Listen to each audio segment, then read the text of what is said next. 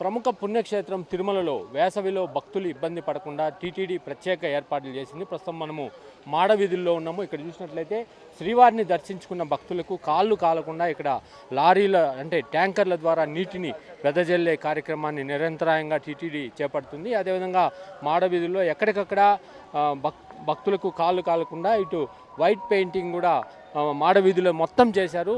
White పెయింటింగ్తో పాటు green మ్యాట్లను పైన వేయడం జరిగింది. గ్రీన్గా కనపడే పరదాలను అంటే భక్తుల మీద నేరుగా ఎండ పడకుండా భక్తుల కోసము ఈ ఏర్పాట్లు అయితే టీటీడీ చేసింది.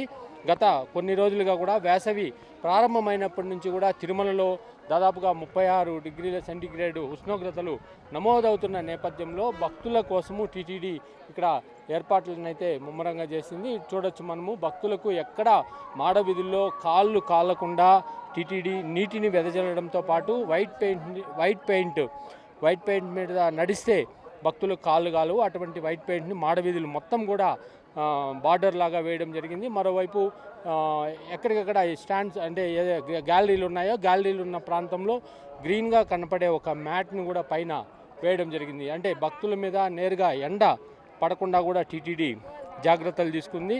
మరోవైపు ఇటు అన్ని ప్రాంతాల్లో అన్నప్రసాదం కావచ్చు, కళ్యాణకట్ట ఇక్కడంతా కూడా చలువు పందిళ్ళు అనేటివి టీటీడీ విస్తృతంగా వేసింది. శ్రీవారి ఆలయం ముందు ఈ ప్రాంతాల్లో అంతా కూడా చలువు పందిళ్ళను భారీ ఎత్తున వేసింది. కెమెరామెన్ బాలుతో శ్రీనివాస్, 10 టీవీ, తిరుమల.